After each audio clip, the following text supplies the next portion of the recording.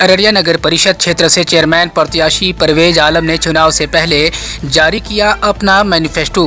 कहा, जनता ने मौका दिया तो नगर में भ्रष्टाचार पर लगेगा लगाम। मंगलवार को अररिया नगर परिषद क्षेत्र से मुख्य पार्षद पद के प्रत्याशी परवेज आलम ने चुनाव से पहले अपना मैनिफेस्टो जारी किया है। इस मौके पर परवेज आलम ने कहा कि अगर जनता उन्हें मौका देती है तो वह अररिया का चौमुखी विकास के साथ साथ भ्रष्टाचार पर लगाम लगाएंगे। साथ ही जिन लोगों का आवास योजना लंबित है उन्हें आवास की राशि उपलब्ध कराई जाएगी। इस मौके पर उन्होंने पूर्व के नगर अध्यक्ष पर आरोप लगाते हुए कहा कि उन लोगों के द्वारा नगर के विकास के लिए कोई ठोस कदम नहीं उठाया गया। नाला का निर्माण हुआ लेकिन नाला का पानी सड़क पर बहता है। सड़क की स्थिति जर्जर है। बरसों से आवास योजना के लाभुक प्रथम किस्त और द्वितीय किस्त के इंतजार में हैं, लेकिन उन्हें राशि उपलब्ध नहीं कराई गई है। उन्होंने कहा कि अगर जनता मुझे मौका देगी तो इन सारी समस्याओं को दूर करूंगा। आइए देखते हैं इस रिपोर्ट में क्या कुछ कहा है परवेज आलम ने। मेरा विजन बिल्कुल क्लियर है कि नगर परिषद में विकास कैसे होगा, उसकी रूपरेखा क्या होगी। एक बात और मैं कह दूं कि नगर परिषद के विकास की जो भी योजना बनेगी उसमें सिविल सोसाइटी यानी नागरिक समाज की भागीदारी होगी, उनसे मशवरा लिया जाएगा, उसके बाद वो बोर्ड में पास किया जाएगा। नगर परिषद में होल्डिंग टैक्स के अलावा जो खाली जमीन है उस पर भी लगातार वसूला जा रहा है। ये बहुत बड़ी समस्या है। मुझे नहीं पता कि ये समस्या क्यों इतनी बड़ी हो गई। अब ये बताइए कि मैं आपको बता रहा हूँ कि जो खाली पड़ी जमीन है ये मेरी जमीन है। मैंने 17,000 रुपये होल्डिंग टैक्स दिया। 19 पैसे प्रति स्क्वायर फीट के हिसाब से पिछले 9 साल का बकाया लिया जाता है। अब ये बताइए कि नगर परिषद में बहुत सारे लोगों की खेती की जमीन है, 2 बीघे 4 बीघे 1 एकड़, उसका प्रॉपर्टी टैक्स वो कैसे देंगे? छोटा मोटा किसान, उसको तो अपनी जमीन बेचनी पड़ेगी। इस संबंध में नगर परिषद के अथॉरिटीज को, नगर परिषद के चेयरमैन को, नगर परिषद के एग्जीक्यूटिव अफसर को सरकार को ये लिखना चाहिए, पत्राचार करना चाहिए, सरकार से ये बात पहुंचानी चाहिए कि अररिया के लिए बहुत बड़ा बोझ है प्रॉपर्टी टैक्स, खाली जमीन का प्रॉपर्टी टैक्स, इसको कम किया जाना चाहिए। उसके अलावा देखिए कि सर्किल रेट अररिया नगर परिषद की जमीनों का बहुत अधिक है। आप किसी भी मौजा का उठा लीजिए, किसी भी वार्ड का उठा लीजिए, आपको पता चल जाएगा। बुआरीबाद का सर्किल रेट 1,75,000 रुपये है, 1,05,000 से 1,75,000 रुपये डिसमिल है। 10 लाख की जमीन होगी, जमींदार को 10 लाख रुपए मिलते हैं और उसका रजिस्ट्रेशन शुल्क जो है 21 और 31 लाख पे निर्धारित होता है। इसको घटाना होगा कि शहरी क्षेत्र में जो भूमिहीन है पहले उनको भूमि दिया जाए, फिर उनको आवास दिया जाए। और जिनके आवास के पुराने पैसे किस लंबित हैं, मेरी प्रायोरिटी होगी, मेरी प्राथमिकता होगी कि जो नियमानुसार जो इसके हकदार हैं उनका पैसा बिना किसी मुसीबत के उन तक पहुंचे, बिना किसी दौड़ भाग के उन तक पहुंचे।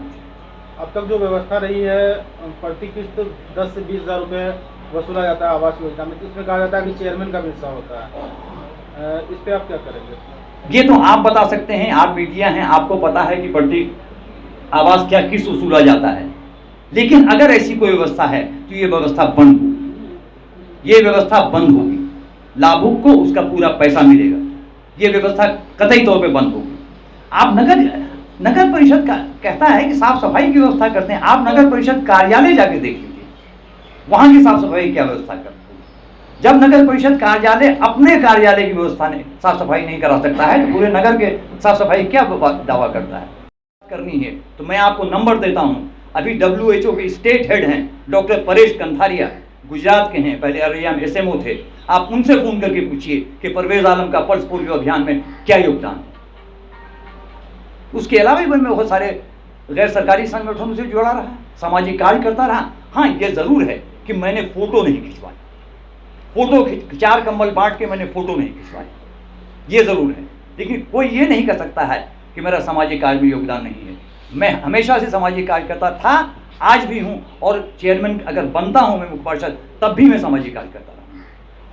इसलिए मैं आप लोगों से आग्रह करूँगा कि आप लोग सही बात, सही मैसेज जो आप करते भी रहते हैं जनता तक पहुँचाएं। और मैं इन सारे लोगों का जो हमारे साथ इस प्रेस कॉन्फ्रेंस में मौजूद हैं, सत्तन भैया हैं, महमूद साहब हैं, प्रोफेसर रऊफ अनवर साहब हैं, असाब भाई हैं, सईद भाई हैं, शबीर भाई हैं, ये सारे लोग मौजूद हैं, मैं इन सब का भी बहुत बहुत आभार व्यक्त करता हूँ। धन्यवाद। अररिया अगर पल्स पोलियो मुक्त हुआ है तो मुझे गर्व है कि मेरा भी उसमें योगदान रहा है। जब WHO यहाँ का कार्यालय खुला और WHO ने एक्सटर्नल मॉनिटर रखा तो मुझे एक एक्सटर्नल मॉनिटर रखा गया। उसमें कई लोग हैं, यहाँ दीपक दास जी भी हैं, इसराइल साहब भी हैं, वो सारे लोग एक्सटर्नल मॉनिटर रह चुके हैं। उनसे पूछिए कि पल्स पोलियो अभियान में जिले को पोलियो मुक्त करने में हम लोगों का क्या योगदान रहा है, कि समस्याएं क्या हैं। और सिर्फ मैंने समस्याएं नहीं देखी, मैंने समस्याओं के निदान एक रूपरेखा मैंने तैयार कर रखा। अगर मैं आप लोगों के से जनता ने मुझे आशीर्वाद दिया अपना और मैं जीत कर मुख्य पार्षद बन पाया तो मेरा एक पूरा मैनिफेस्टो है जो आज मैंने जारी किया है। मैं इसके आधार पे काम करूंगा, इसके अलावा भी अन्य काम जो है वो मैं करूंगा। लेकिन ये जरूरी है कि शहर की व्यवस्था बदले, लोगों को ये पता चले कि वो अररिया नगर परिषद में प्रवेश कर रहे हैं, साफ सफाई की समुचित व्यवस्था हो, शौचालय बनना बहुत जरूरी है, चिल्ड्रन पार्क नहीं है, बच्चों के खेलने के लिए कोई चिल्ड्रन पार्क नहीं है, बुजुर्गों के लिए कोई पार्क नहीं है। तक किसी ने ध्यान नहीं दिया कि ये जरूरी चीजें हैं। अनुमंडल की लाइब्रेरी है, आप जाके देखिए उसकी क्या व्यवस्था है। वहाँ प्रशासन की तरफ से अखबार भी नहीं आता, एक मैगजीन नहीं आता, कंपटीशन की लोग तैयारी करते हैं। मैं गया हूँ, वहाँ बच्चे BPSC, रेलवे, बैंकिंग सबकी तैयारी करते हैं, लेकिन वहाँ 2 अखबार नहीं आता। प्रशासन ने कोई व्यवस्था नहीं की है, कोई मैगजीन नहीं आता, जबकि सभी बच्चे बहुत मेहनती हैं। तो नगर परिषद के चेयरमैन होने के नाते अगर मैं आया तो मैं उस लाइब्रेरी को समृद्ध और सुदृढ़ करूंगा, ये मेरा वादा है, ताकि बच्चे जो हैं पढ़ सकें, उनको पर्याप्त पाठ्य सामग्री मिल सके और वो अच्छा कर सकें। एक प्रश्न ये उठ सकता है, लोगों बराबर ये प्रश्न उठाते रहते हैं कुछ लोग कि मेरा समाज सेवा में क्या योगदान है। इस बात को शुरू करने से पहले मैं चंद नाम लेना चाहूँगा और उनको अपनी श्रद्धांजलि देना चाहूँगा। एक नाम है प्रोफेसर अशोक झा का, दूसरा नाम है जिला लोक अभियोजक स्वर्गीय महेश्वर प्रसाद शर्मा जी का, तीसरा नाम है हंसराज प्रसाद जी का, चौथा नाम है हारून रशीद गाफिल साहब। सन 90 के दशक में जब मैं वापस घर लौटा अपनी नौकरी के बाद, अपनी पढ़ाई के बाद, तो जब साक्षरता अभियान की शुरुआत हुई, संपूर्ण साक्षरता, उत्तर साक्षरता, सतत शिक्षा, इस सब में मेरा सक्रिय योगदान